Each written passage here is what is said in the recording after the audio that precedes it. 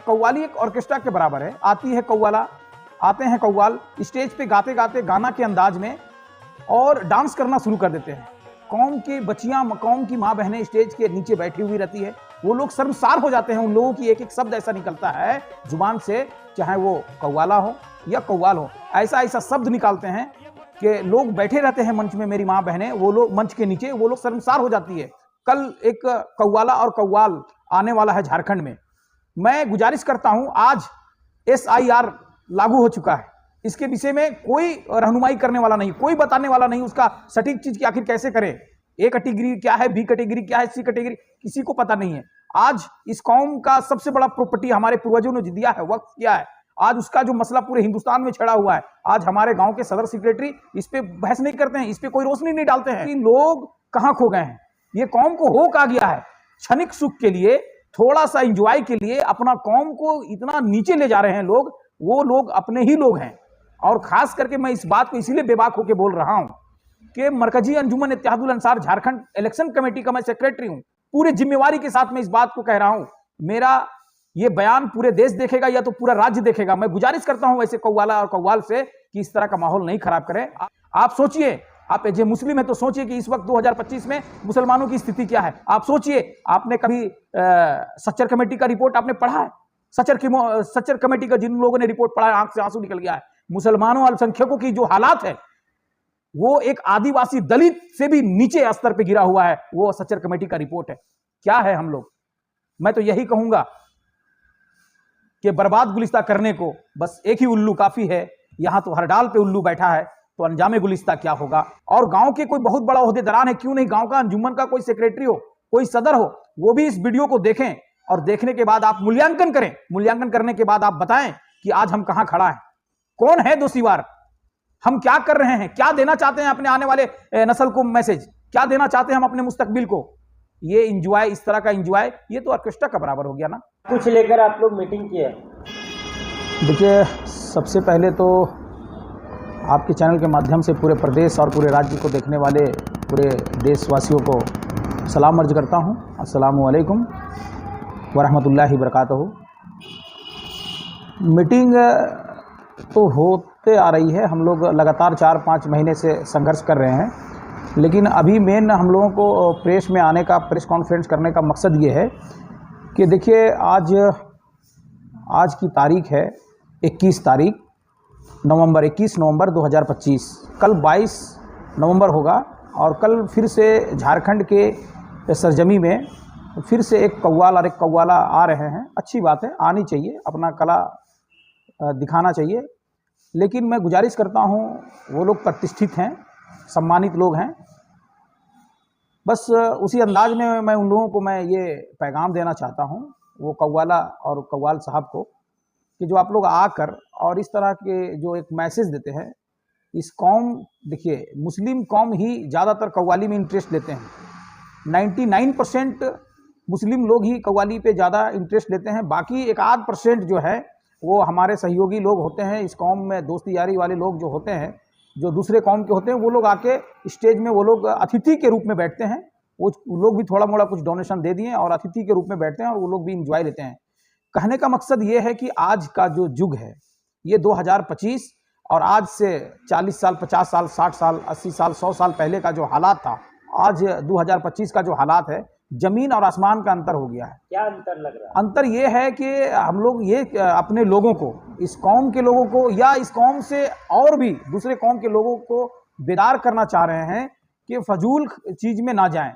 ये कव्वाली एक ऑर्केस्ट्रा के बराबर है। आती है कव्वाला, आते हैं कव्वाल, स्टेज पे गाते गाते गाना के अंदाज में और डांस करना शुरू कर देते हैं। कौम की बच्चियां, कौम की माँ बहनें स्टेज के नीचे बैठी हुई रहती है। वो लोग शर्मसार हो जाते हैं। उन लोगों की एक एक शब्द ऐसा निकलता है जुबान से, चाहे वो कव्वाला हो या कव्वाल हो, ऐसा ऐसा शब्द निकालते हैं कि लोग बैठे रहते हैं मंच में, मेरी माँ बहनें, वो लोग मंच के नीचे, वो लोग शर्मसार हो जाती है। तो सबसे पहले तो हम ये कहना चाहते हैं कि अब ये सब छोड़िए, फजूल चीज से बचिए, क्योंकि हालात जो है अभी इस वक्त, कल एक कव्वाला और कव्वाल आने वाला है झारखंड में। मैं गुजारिश करता हूं, आज SIR लागू हो चुका है, इसके विषय में कोई रहनुमाई करने वाला नहीं, कोई बताने वाला नहीं उसका सटीक चीज की आखिर कैसे करें। ए कैटेगरी क्या है, बी कैटेगरी क्या है, सी कैटेगरी किसी को पता नहीं है। आज इस कौम का सबसे बड़ा प्रॉपर्टी हमारे पूर्वजों ने दिया है, वक्त किया है, आज उसका जो मसला पूरे हिंदुस्तान में छिड़ा हुआ है, आज हमारे गांव के सदर सेक्रेटरी इस पे बहस नहीं करते हैं, इस पे कोई रोशनी नहीं डालते हैं। आज वक्फ में हमारा जो पोर्टल है, जो ऐप आया हुआ है, उस पे जो सुन्नी वक्फ बोर्ड के अभी हम लोगों ने हज हाउस पे मीटिंग करके आया 17 तारीख को। हम लोग घुटवा ने भी एक मीटिंग में ट्रेनिंग में गया था। रामगढ़ एडवोकेट जो माइनॉरिटी के जो जिला अध्यक्ष उनके नेतृत्व में वहां पर बैठक हुई थी, हम लोगों ने गया है। लेकिन ये एक बात ये नहीं समझ में आ रहा है कि लोग कहाँ खो गए हैं। ये कौम को हो कहा गया है, क्षणिक सुख के लिए, थोड़ा सा एंजॉय के लिए अपना कौम को इतना नीचे ले जा रहे हैं लोग। वो लोग अपने ही लोग हैं। और खास करके मैं इस बात को इसीलिए बेबाक होकर बोल रहा हूं कि मरकजी अंजुमन इत्तेहादुल अंसार झारखंड इलेक्शन कमेटी का मैं सेक्रेटरी हूं। पूरी जिम्मेवारी के साथ मैं इस बात को कह रहा हूं।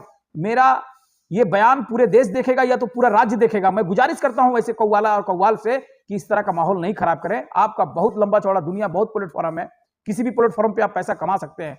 आप सोचिए, आप जो मुस्लिम है तो सोचिए कि इस वक्त 2025 में मुसलमानों की स्थिति क्या है। आप सोचिए, आपने कभी सच्चर कमेटी का रिपोर्ट आपने पढ़ा है?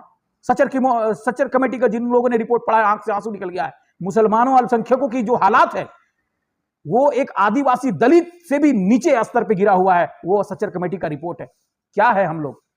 मैं तो यही कहूंगा कि बर्बाद गुलिस्ता करने को बस एक ही उल्लू काफी है। यहां तो हर डाल पे उल्लू बैठा है, तो अंजामे गुलिस्ता क्या होगा।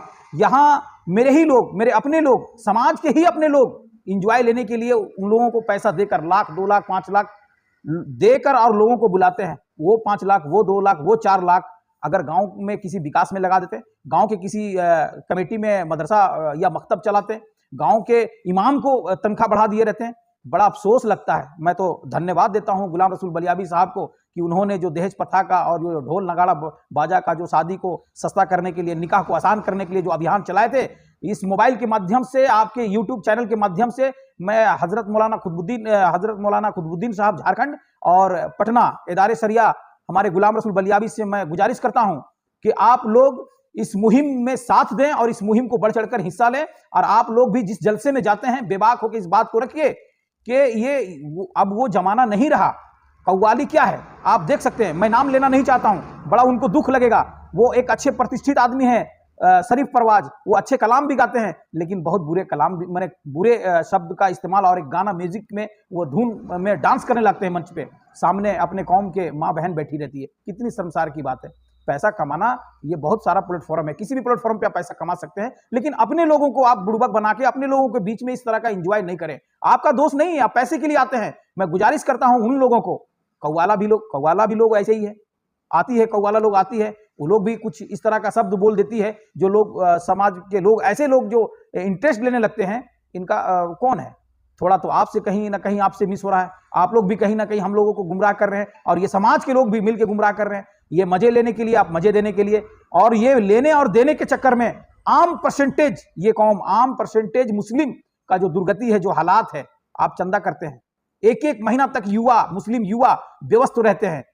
किसके लिए? पैसे चंदा करने के लिए, कि पैसा लाना है 3 लाख, 5 लाख, 8 लाख रुपया लाना, इतना का बजट है। मैं गुजारिश करता हूं ये मरकजी अंजुमन इत्तेहादुल अंसार झारखंड के इलेक्शन कमेटी के सेक्रेटरी होने के नाते कि आप अगर ऐसा काम भी अगर चंदा करें तो एक ऐसा इज्तिमा करा ले, एक जलसा करा ले, आलिम दीन बुला ले, मुफ्ती बुला ले, जो रात भर कम से कम हदीस तो सुन ले, कुरानों की आयत तो सुन लेंगे, उसमें कुछ तब्दीली हो जाएगी। आप क्या, कलाम पढ़ने वाला बजा रहा है ऑर्गन, बजा रहा है तबला, म्यूजिशियन में अल्लाह का कलाम, हदीस सुनाया जा रहा है म्यूजिक में, कहाँ हैं हम लोग खड़े?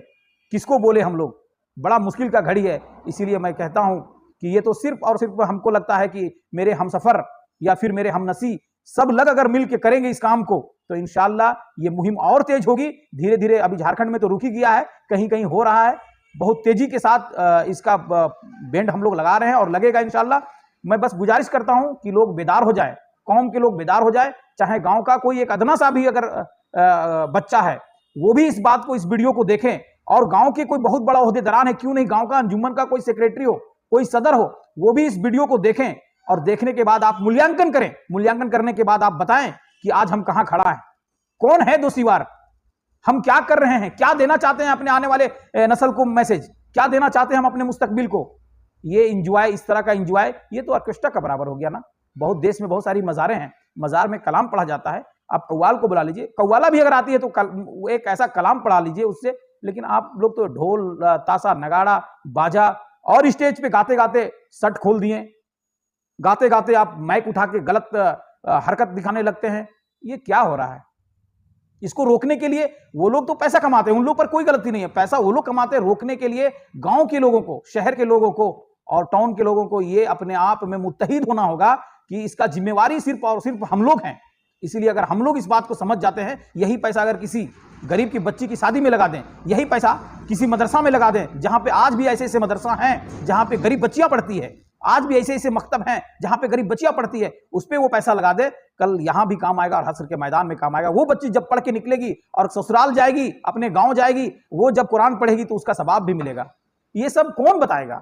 ये सब कौन बताएगा? इसीलिए हम लोग तो एक मरकजी अंजुमन इत्तेहादुल अंसार झारखंड का एक छोटा सा, हम लोग अदना सा सिपाही हैं। हम लोग तो मुहिम को छेड़े हैं, लेकिन मुहिम में साथ आप लोग को देना होगा, आप लोगों को समझाना होगा। आप लोग ओहदेदारान हैं, गांव को आप लोग लीड करते हैं, गांव को आप लोग चलाते हैं। इसीलिए गुजारिश है कि बेदार हो जाए, ये कौम बेदार हो जाए, और बेदार होने के बाद ऐसे ऐसे चीज को प्रतिबंध करे। इंशाअल्लाह ये कौम बिल्कुल, अभी हालात मुल्क जो है, मैंने कहा अभी SIR, मैंने कहा अभी वक्फ बोर्ड, मैंने ये भी कह रहा हूं पूरे ये बिहार का आप रिजल्ट देख लीजिए, क्या होगा मुसलमानों की दुर्गति, क्या होगा। एक अवैसी साहब है जो वो भी चिल्लाते हैं, वो भी लोगों को कहते हैं कि खड़े हो जाओ, अपने रहनुमाई करने के लिए अपने लोग इकट्ठा हो जाओ, जमा हो जाओ। अवैसी साहब का जो बात को जो लोग कदर नहीं कर रहे हैं, उन्होंने सिर्फ और सिर्फ तो यही कह रहे हैं वो कि भाई अपना क्यादत चुनो, अपने आप को समझो कि आप 17-18% हैं बिहार में। वो तो अपने ही के लोगों को जगाने के लिए कर रहे हैं। एक मैसेज और मैं देना चाहता हूं मुसलमानों, तमाम झारखंड के मुसलमानों को, तमाम देश के मुसलमानों को, कि सबसे पहला काम शिक्षा, बच्चों को शिक्षा दीजिए। और दूसरा राजनीति, इस्लाम भी इजाजत देता है राजनीति करने के लिए। राजनीति में एक्टिव हो जाइए, अपने आप को जगाइए और राजनीति में हिस्सा लीजिए। देश में आप अगर देश का सिस्टम में घुसना चाहते हैं, अगर आप उस टेबल में बैठना चाहते हैं, तो आपको राजनीति करना होगा, आपको लड़ना होगा। लड़ने के लिए आपको पढ़ना होगा और पढ़ने के लिए भी लड़ना होगा। अब इसका मतलब यह नहीं कि आप कैसे कीजिए, मेरा यह कहने का मतलब है कि लड़ना ही ऐसा शब्द मैंने जो कहा, आपको लड़ना किससे है? बच्चों को लड़ना किससे है? नींद से लड़ना है। नींद आने लगती है किताब पढ़ते पढ़ते, डिक्शनरी पढ़ते पढ़ते, तो उससे लड़ना है। नींद को पटक देना है, रात रात भर पढ़िए, 4-4 घंटा पढ़िए। उसके लिए मैंने कहा कि लड़ो और पढ़ो। आप उससे लड़ोगे, उस नींद से लड़ोगे, उस भूख से लड़ोगे, उस गरीबी से लड़ोगे, तो इंशाअल्लाह आप जब लड़ोगे तो बढ़ोगे। जब बढ़ोगे तब आप जाओगे देश के हर हिस्से के, देश की जितनी भी एजेंसियां हैं, सभी एजेंसी में आप नजर आओगे। ये सब कौन बताएगा? मैं तो कहता हूं कि गुलाम रसूल बलियाबी साहब, आपका जलसा बराबर होते रहता है। आप इसमें जिस तरह का आप एक मुहिम चलाए थे, इस तरह इसमें भी आप एक मुहिम चलाइए। बस इन्हीं चंद शब्दों के साथ मैं अपना वक्तव्य को खत्म करता हूं। धन्यवाद।